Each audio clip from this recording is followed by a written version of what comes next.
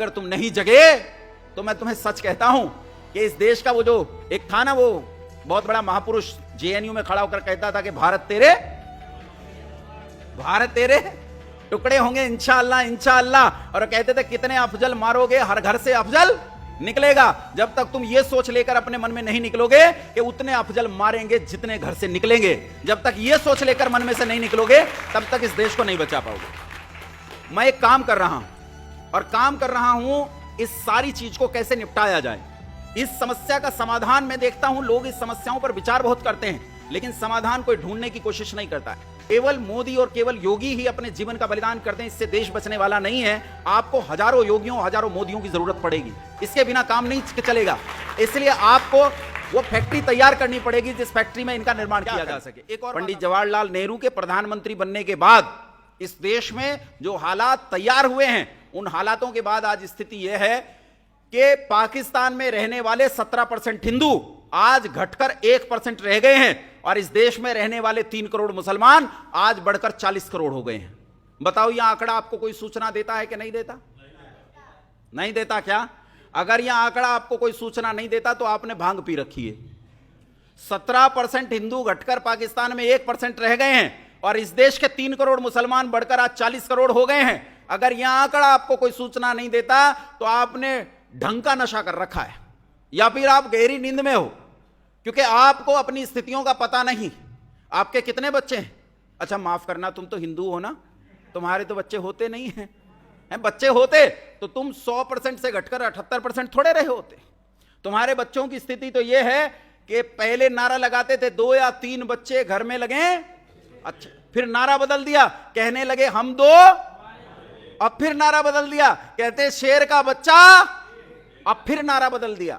हमारे यहां तो चल रहा है, इधर का मुझे पता नहीं मध्य उत्तर प्रदेश की स्थिति क्या है, लेकिन पश्चिमी उत्तर प्रदेश में ट्रैक्टर ट्रॉलियों के पीछे लिखा हुआ जा रहा है अब बच्चा ना बच्ची नींद आए। तुम्हें भैया किसी शत्रु की कोई जरूरत नहीं है, तुम तो हिंदू हो, और हिंदुओं को अपने आप ही समाप्त हो जाना है, इन्हें किसी शत्रु की कोई जरूरत नहीं है। 100% से घटकर तुम 78% रह गए हो, अभी भी नीचे जा रहे हो, लेकिन तुम्हारी आंख नहीं खुलती, तुम्हें बात समझ में नहीं आती है। तुम ये नहीं समझते हो कि कौन महान है और कौन महान नहीं है। इस देश के भीतर की परिस्थितियां ये हैं, आज वामपंथियों ने तुम्हारे सारे संस्थानों पर कब्जा कर लिया है। पूरी सुप्रीम कोर्ट और नीचे तक के जितनी भी लॉबी फैली हुई है, पूरी आज वामपंथ के कब्जे में है। अच्छा नहीं लगता है, या तो मोक्ष दे दो या तो वीर गति दे दो, दो में से एक काम करो भैया, हमारा भी सर तन से जुदा करो। ये मुझे ठीक नहीं लगता है कि हम जेल जाएं, खाम खा जेल काहे जाना, वहां जाके सड़े बिना मतलब का काम। इससे तो बाहर एक आध का सर तन से जुदा, तन सर से जुदा हम भी देख लेंगे। ये मत सोचना कि करने की कह रहा हूं, करने की तो कह ही नहीं सकता। क्यों? क्योंकि मैं हिंदू हूं, और हिंदू क्या होता है बोलो? मैं बताऊं कौन होता है हिंदू? सुनो, जो राम को माने वो भी हिंदू, और जो राम को गाली दे ले, बोलो भाई, जो शराब ना पिए और जो शराब पी ले, जो मांस ना खाए और जो मांस खा ले, जो मंदिर ना जाए और जो मंदिर चला जाए, वो जो संस्कृति और परंपरा को माने वो भी हिंदू, और जो संस्कृति और परंपरा को गाली दे वो भी। अच्छा हिंदू है कि चूचू का मुरब्बा?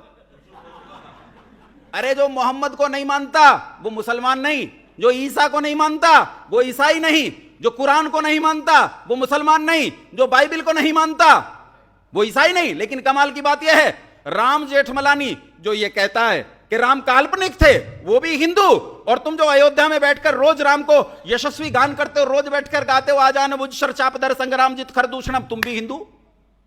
अरे हिंदू की कोई मर्यादा, कोई परिभाषा है कि नहीं है? किस स्तर पर तो रुकेंगे हम, या हमें बर्बाद हो जाना है? इसलिए बंधुओं, आपसे आज 15 नवंबर के दिन यह आग्रह करना चाहता हूं कि तुम जागो, गांधी जी की फिलॉसफी समझने की कोशिश करो। आज हर प्रदेश में गांधी जी है, एक आध गांधी नहीं है, हर प्रदेश में 10-10, 20-20 गांधी हैं। किसी गांधी ने दिल्ली पर कब्जा कर लिया है, दिल्ली पर कब्जा करने के बाद वो पंजाब पर कब्जा करके इस देश में आगे बढ़ रहा है। ये गांधी इस देश में इतने फैल गए हैं कि आज ये इस देश की नशों में उतर गए हैं। पूरा एडमिनिस्ट्रेशन इन्हीं वामपंथियों के कब्जे में है, इन्हीं वामपंथियों के कब्जे में है, पूरा लेजिस्लेचर इन्हीं वामपंथियों के कब्जे में है। 3 पालिकाएं होती हैं जो देश को चलाती हैं, तीनों पालिकाएं आज वामपंथियों के कब्जे में हैं। देश में सबसे मजबूत सरकार चलाने के बाद भी उसके खिलाफ करती है, उसके खिलाफ रखती है। देश में सबसे मजबूत सरकार लेकर भी एक आदमी बैठा है, उसके खिलाफ प्रशासन बोलने की हिम्मत रखता है, उसके खिलाफ लेजिस्लेचर चला जाता है, उसे संसद में खड़े होकर गाली दी जाती है। यह स्थिति इस देश के लोकतंत्र की है। अगर तुम नहीं जगे तो मैं तुम्हें सच कहता हूं कि इस देश का वो जो एक था ना, वो बहुत बड़ा महापुरुष जेएनयू में खड़ा होकर कहता था कि भारत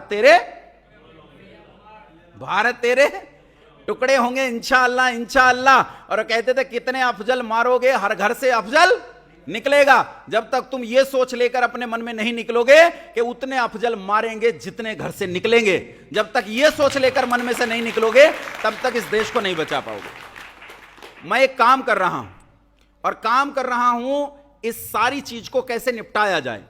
इस समस्या का समाधान मैं देखता हूं, लोग इस समस्याओं पर विचार बहुत करते हैं लेकिन समाधान कोई ढूंढने की कोशिश नहीं करता है। करो, लेकिन मैं कहता हूं कि मुझे अभी कुछ और काम करना है और वो काम जरूरी है। मैं जानता हूं जिस काम को मैं कर रहा हूं, इस काम में मेरी उम्र 7-8 साल से ज्यादा नहीं है। 7-8 साल के बाद पहले मेरी उम्र खत्म हो जाएगी। 7-8 साल से ज्यादा लंबा जीवन में जी नहीं पाऊंगा, लेकिन इस सॉल्यूशन को किए बिना इस देश का बचाव संभव नहीं है। इसलिए बंधुओं, आपसे यह आग्रह करता हूं कि आओ मिलकर इस सॉल्यूशन को इस देश में लागू करने की कोशिश करें। सॉल्यूशन क्या है? मेरे पास 2 दिन बचे हैं, कल का दिन और परसों का दिन है। देखते हैं मैं सॉल्यूशन बता पाऊंगा या नहीं बता पाया तो आपसे एक आग्रह करता हूं, मैं इस समय सोशल मीडिया पर भी काम कर रहा हूं, तो सोशल मीडिया पर मुझे फॉलो करें। और इसके अलावा मैं पूरे देश में गूगल मीट चलाता हूं, शायद यहां से भी कुछ लोग जुड़े होंगे। 2-4 लोग दिन में आए थे मेरे पास, उन्होंने बताया था कि वो गूगल मीट से मुझसे जुड़ते हैं। तो ये 400-500 लोगों की ग्लोबली एक कक्षा चलाता हूं मैं पूरी दुनिया में। बाहर से 11 देशों से और इस देश के 17 प्रदेशों से लोग इस गूगल मीट से जुड़ते हैं, और इस गूगल मीट के माध्यम से हम एक अभिनव क्रांति को जन्म दे रहे हैं। कोशिश कर रहे हैं कि एक ऐसी क्रांति को पैदा कर सकें जो इस देश को बचाने की तरफ बढ़े। केवल मोदी और केवल योगी ही अपने जीवन का बलिदान कर दें, इससे देश बचने वाला नहीं है। आपको हजारों योगियों, हजारों मोदियों की जरूरत पड़ेगी, इसके बिना काम नहीं चलेगा। इसलिए आपको वो फैक्ट्री तैयार करनी पड़ेगी जिस फैक्ट्री में इनका निर्माण किया जा सके। एक और बात आपसे कहता हूं, क्या केवल प्रचार से जीवन चल जाएगा? अच्छा ये बताओ, एक डॉक्टर है, वो अपना प्रचार खूब करता है लेकिन इलाज कुछ भी नहीं करता, इस डॉक्टर का समाज के लिए कोई लाभ है? बोलो। और एक डॉक्टर काम बहुत करता है लेकिन प्रचार रत्ती भर भी नहीं करता, बोलो ये समाज को कुछ लाभ देगा कि नहीं? व्यक्ति की पहचान उसके कर्म से होती है। इसलिए बंधुओं, आओ मिलकर कर्म करें। स्वामी श्रद्धानंद सरस्वती ने काम किया था, काम। लोग कहते हैं ना स्वामी श्रद्धानंद सरस्वती, मैं कहता हूं वो आदमी संस्था है, संस्था। 39 गांव उत्तराखंड के अकेले ने शुद्ध कर डाले, अकेले ने। कोई आदमी 2 मुसलमानों की शुद्धि कर ले तो छाती फुलाकर घूमता है पूरे दिन, कहता है मैंने मुसलमानों की शुद्धि कर दी। जिस आदमी ने 39 गांव शुद्ध कर डाले हो, उसका सामर्थ्य देखो, वो व्यक्ति नहीं संस्था है। उन्होंने काम किया है और काम के आधार पर वो खड़े हैं। लेकिन आप ही के भीतर, इसी संस्था के भीतर ऐसे लोग भी मौजूद हैं जो स्वामी श्रद्धानंद सरस्वती के संबंध में कहते हैं, क्या था स्वामी श्रद्धानंद सरस्वती? वकील था, क्या कर पाया? अरे कुछ नहीं कर पाया, वो तो कुछ दिन कांग्रेस में रहा, यूं ही जिया यूं ही मर गया, ऐसी न जाने कितनी बातें चलाते हैं। लेकिन बंधुओं, मैं आपसे कहता हूं वो संस्था था और उसने काम से अपने आप को स्थापित किया। यदि आपको भी इस देश को बचाना है तो काम करना होगा, केवल वाग विलास से काम चलने वाला नहीं। आपने बहुत देर तक सुना, बहुत धन्यवाद, सभी को प्रणाम।